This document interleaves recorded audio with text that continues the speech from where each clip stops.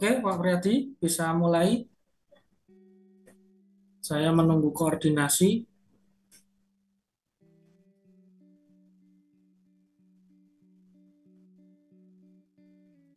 Oke,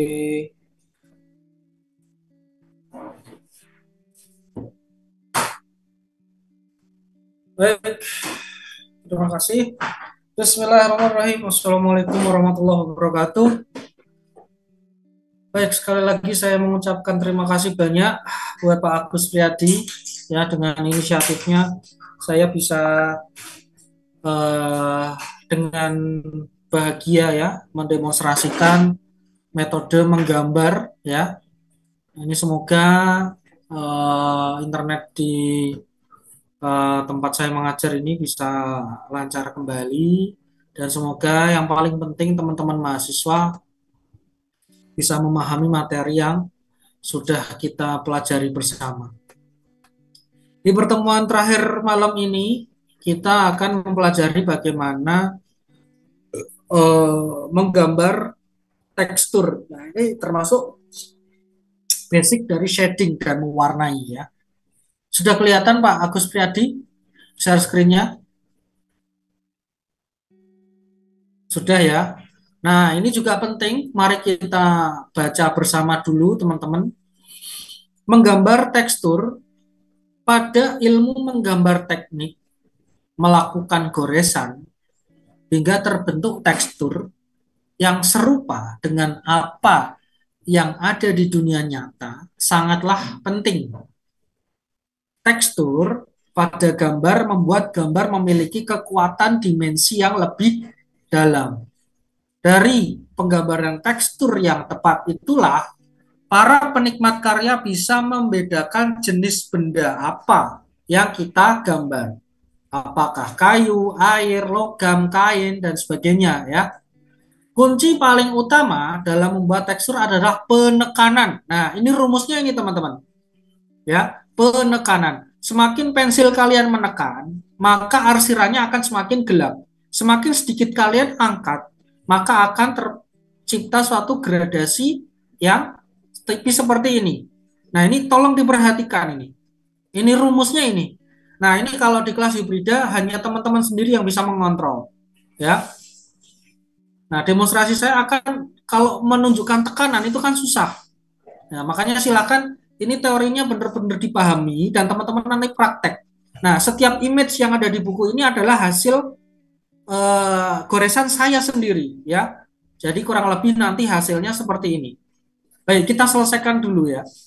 Kunci paling utama dalam membuat tekstur adalah penekanan, yaitu bagaimana kita memainkan tekanan pada goresan pensil kita dengan memadukan berbagai teknik arsiran yang kita bahas di bab sebelumnya ya.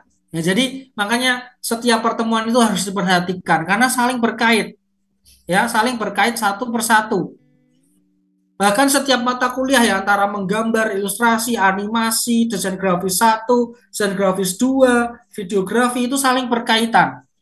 Bahkan di videografi pun Anda harus bisa membuat storyboard yang menggunakan metode gambar tradisional atau digital dengan metode tradisional. Ya, itu harus dipahami. Kemudian dengan memadukan berbagai teknik arsiran yang kita bahas di bab sebelumnya dan ditambah teknik penekanan goresan yang tepat, maka akan terlahir pula gambar tekstur yang natural dan realis ya. Nah, jadi ini kalau semakin menekan hasilnya seperti ini teman-teman ya. Untuk bisa memainkan tekanan pensil kita harus sering berlatih menggambar arsiran. Sering pula berlatih mengatur tekanan sehingga terbentuklah gradasi yang halus dan tidak patah pada goresan pensil kita. Perhatikan contoh di atas, lakukan latihan sesering mungkin sehingga menghasilkan goresan yang serupa dengan contoh.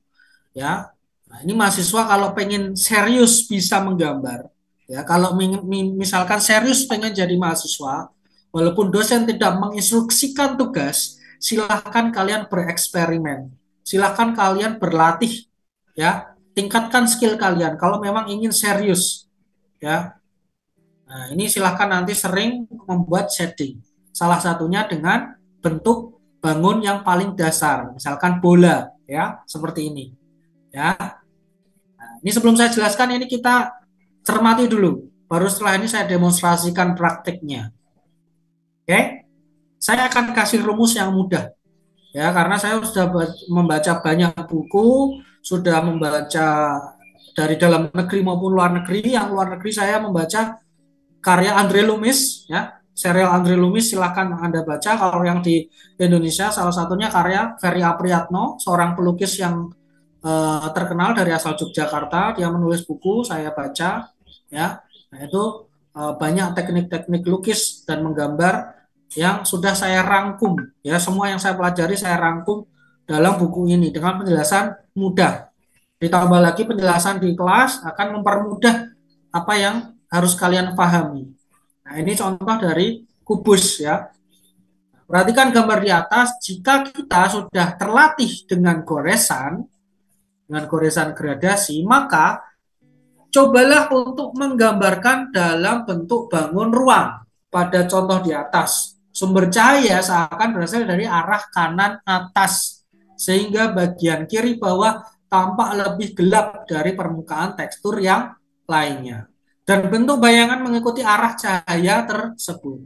Perhatikan dan coba praktekkan menggambar seperti contoh di atas. Nah, ini fungsi dari menggambar dengan kemampuan shading ini seperti apa teman-teman. Nah, nanti saat melukis gambar bebatuan, pemandangan, daun dan sebagainya itu tampak lebih realistis ya, tidak flat, tidak hanya fokus ke line art saja ya, tetapi gambar yang kalian ciptakan memiliki kedalaman dimensi, walaupun itu hanya 2 dimensi tetapi memiliki kesan 3 dimensi ya. Perhatikan dengan cermat benda di sekitarmu. Nah, ini rumus buat semuanya ya. Cermat, perhatikan dengan cermat benda di sekitarmu. Perhatikan dengan cermat dan seksama bagaimana tekstur air, logam, air, kain, kayu, dan semua benda atau elemen lainnya. Gunakan mata kalian ibarat kamera yang merekam. Lalu gunakan semua teknik menggambar tekstur yang telah kalian pelajari dengan seksama. Maka dengan seiring kalian berlatih, sangat mudah bagi kalian dalam menggambar semua benda yang ada di alam ini. Jangan pernah malas dalam berlatih. Konsisten dalam berlatih akan berpengaruh besar dalam kualitas karya kalian semua ya. Nah, baru pertemuan selanjutnya kita menggambar binatang. Sebelum saya praktek, silakan yang mau bertanya, teman-teman. Oke, silakan bertanya dulu.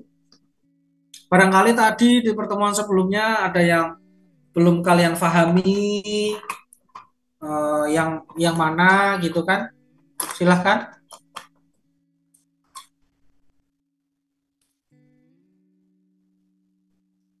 Ada tidak ini? Oke, kalau tidak ada, sambil saya demonstrasikan ya. Ini saya coba menggunakan Photoshop ya.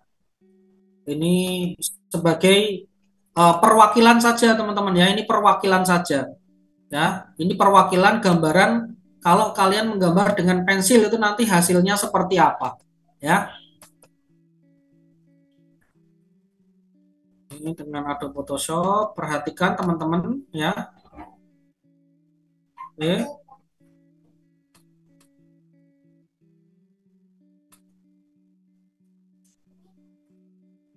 Sudah kelihatan? Ya, kanvasnya sudah kelihatan Pak Priyadi?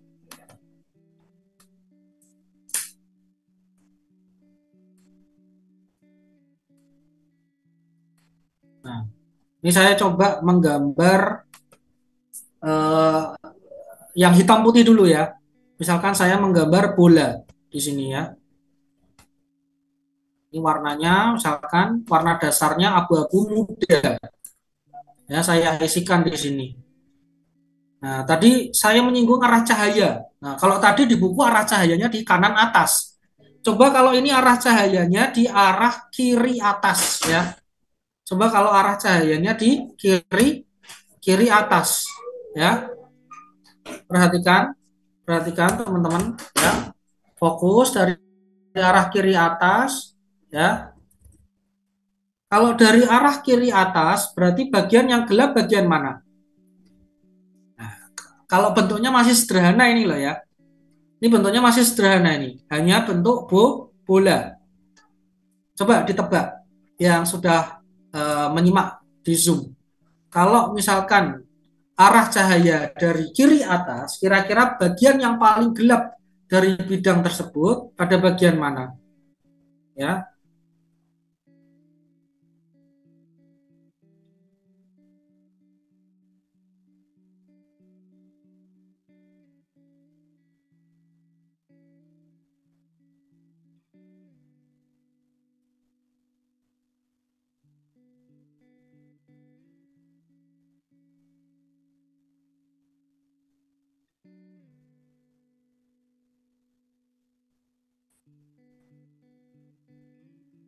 lalu yang paling gelap berarti bagian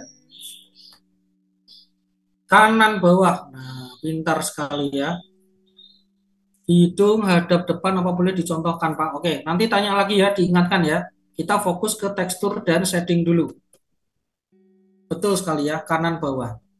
Akan saya berikan rumus mudah ya dalam menggambar eh, shading ini. Ya, saya akan coba menggambarkan ini. Saya beri shading dulu. Salah ini. Kontrol. Kita pilih pensil yang lebih gelap ya, misalkan AB 2B ya. Tekanan yang paling ya, tekanan yang sedikit lebih arsirannya nanti ya, sehingga menciptakan shading seperti ini kurang lebih teman-teman ya. Nah, shadingnya seperti ini. Nah, ini ya. Baru kita shading lagi lebih gelap lagi ya, yang arahnya seperti ini. Nah, jadi tampak ya, tampak kedalaman dimensinya ya, tampak kedalaman di dimensinya. Baru yang bagian ini karena ada sedikit pantulan cahayanya, kita boleh tambahkan sedikit apa istilahnya ya, highlight ya atau backlight ya. Apa ini Pak Agus Priadi? Kalau dalam bahasa fotografi apa ini? Ada cahaya di sini. Nah, jadi ini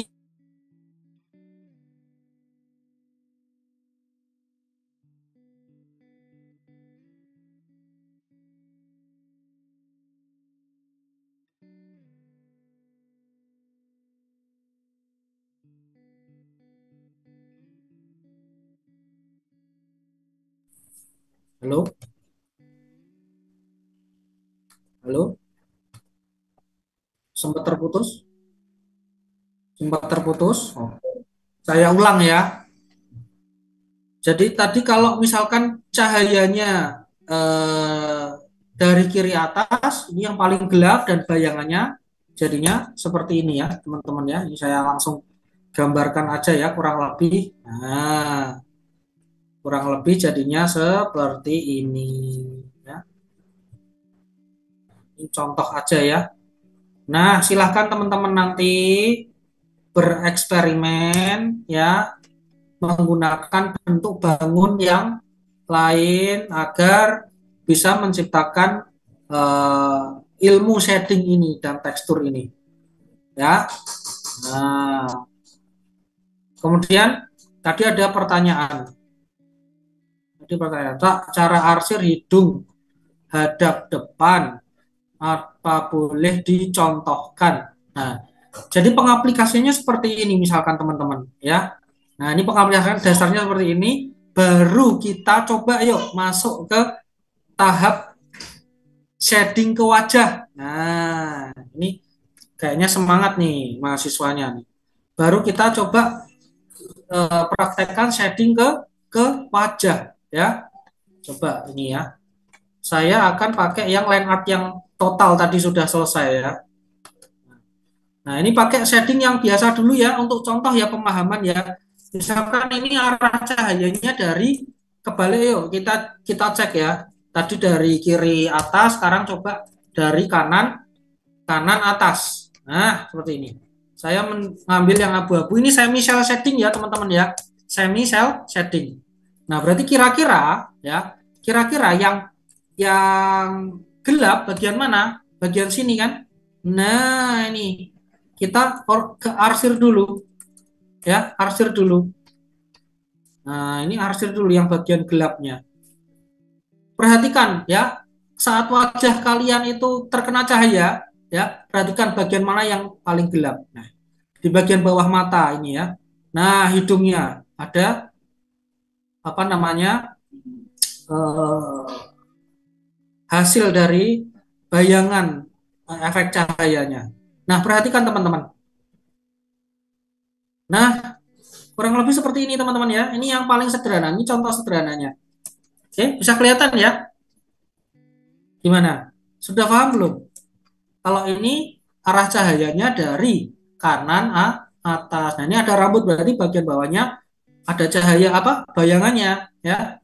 Nah, ini juga ada sedikit bayangannya. Nah, seperti ini. Itu juga bagian ininya. Kita harus melihat referensi. Pak, perhatikan referensi kalian ya. Kira-kira yang bagian gelap itu ya, bagian gelap itu yang bagian mana ya. Nah, ini kadang pemula ya, pemula yang bagian gelap ini pipinya doang, padahal nggak seperti itu, nggak melulu seperti itu ya. Kita harus perhatikan, oh ini bagian bawahnya, berarti oh yang gelap bagian ininya, oh ini ada lipatan, oh berarti yang gelap seperti ini, bagian ini. Ya, saya coba pakai warna hitam yang lebih gelap lagi. Nah, seperti ini. Nah, ini ada lipatan ya.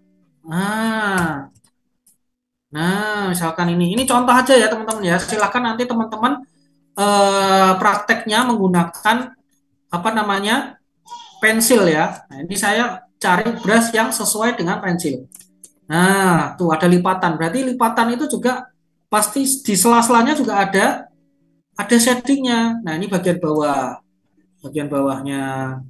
Nah, ini bagian belakang berarti lebih gelap ya. Seterusnya seterusnya. Nah, seperti ini ya kurang lebih ya. Jadi jangan sampai hanya pinggirnya doang ya. Nah, ini karena dia agak menjorok ke dalam ya lebih lebih gelap ya. Seperti ini. Ini contoh dulu ya biar cepat ya. Apalagi ini kursinya, ini semuanya gelap aja enggak apa-apa. Nanti kita bikin versi shading lapisan kedua. Perhatikan teman-teman ya. Sudah kelihatan berdimensi ya. Nih ya. Oh, ya. Dah ya. Tuh, jadi kelihatan dia memiliki kedalaman dimensi ya. Oh, ternyata dia bentuknya ukuran ketebalan ototnya segitu ya, badannya segitu. Jadi kelihatan di sini. Oke. Bisa paham ya gambarannya ya? Gimana? Seru ya gambar ya? Ini boleh kita tambahkan lagi misalkan versi layar kedua. Nah, ini lebih gelap lagi. Nah, seperti ini. Jadi itu yang membuat apa namanya? Kita membuat gambar itu lebih hidup ya, teman-teman ya. Nah, seperti itu. Baik, sudah selesai. Ini kalau durasinya kurang, kita tinggal tanya jawab ya. Baik, silakan yang mau bertanya. Gimana, sudah terjawab belum ini tadi pertanyaannya? Oke, Cindy Marisa Agustina sudah terjawab. Yang lain silakan dari Pak Priyadi. Ada pertanyaan dari penjelasan saya ini. Oke, thank you. Oke, gampang sekali ya menggambar itu ya. Tinggal sesering apa kalian mau belajar dan berlatih. Nah, jadi itu ya. Ini saya juga pakai brush yang pressure-nya ada pressure-nya. Nah, ini semakin gelap, semakin kita memperbanyak tekanan garisnya. Semakin tipis, maka akan semakin ringan tekanan kita, maka semakin tipis garisnya. Nah, seperti ini teman-teman. Ya, ilustrasinya seperti ini. Ya, Nah, ilustrasinya seperti ini. Ya, jadi nggak jumping ya dari gelap ke tipis. Nah, nggak jumping warnanya. Jadi ada gradasi di situ. Kita mainkan tekanan kita semakin pelan kita sesuaikan ya dan sebagainya. Baik. Nah, itu dia materinya.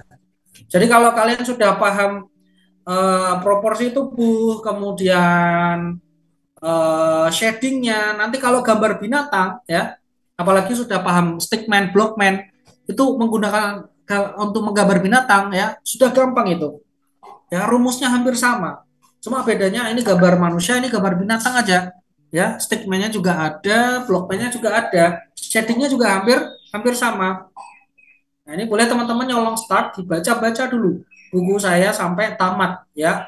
Baru nanti waktu perkuliahan tinggal mendengarkan penjelasan saja. Gitu. Baik, silakan yang mau bertanya untuk durasi, apakah sudah cukup atau masih kurang? Silakan, Pak Agus.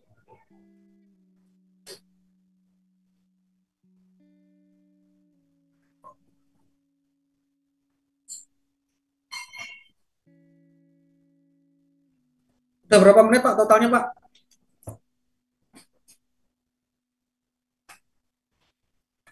Oh ya, masih masih kurang banyak. Oke. Baik, ada yang mau ditanyakan teman-teman? Coba ya kita evaluasi ya. Coba kita evaluasi di sini teman-teman.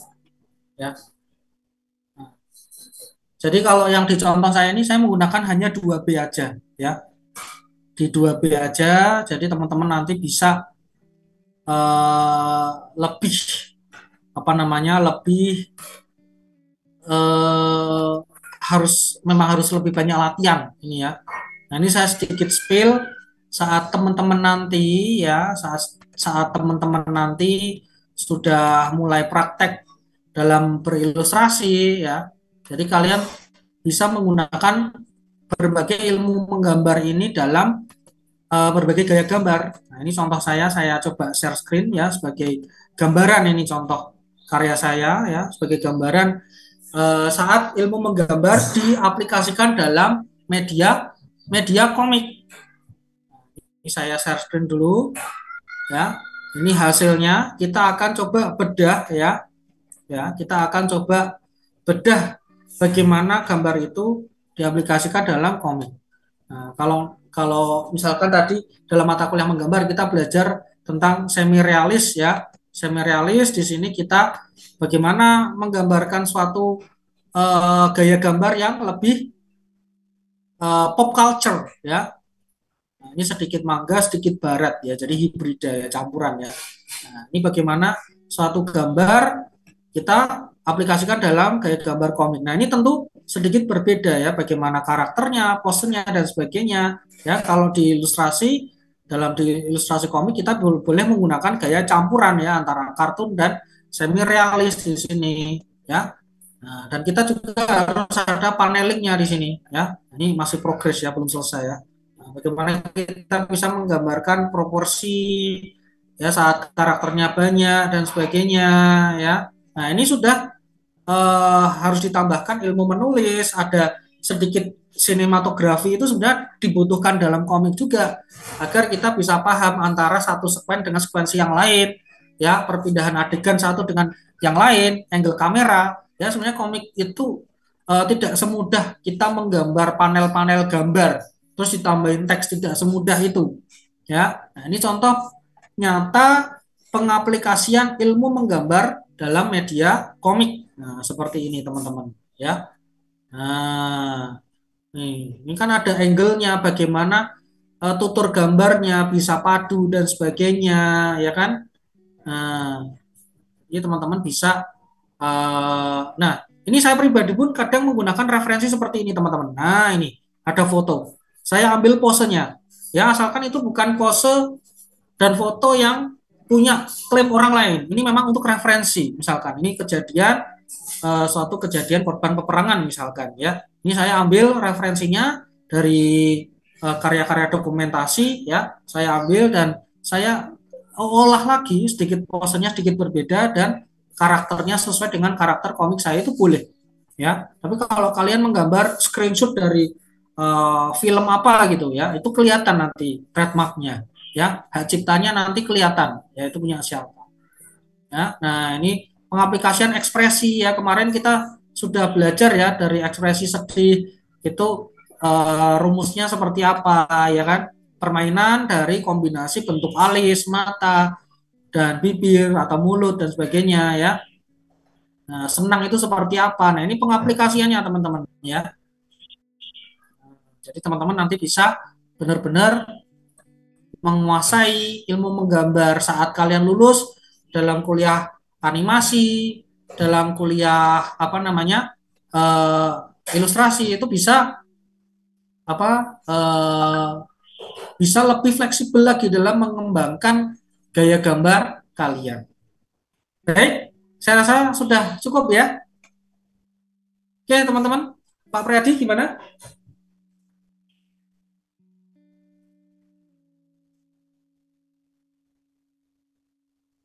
Oke, yakin cukup ya? Aman ya? Oke, baik teman-teman. Semoga ilmunya berkah dan bermanfaat. Silahkan, saya sangat menghimbau bagi teman-teman berlatihlah, bereksperimenlah, ya.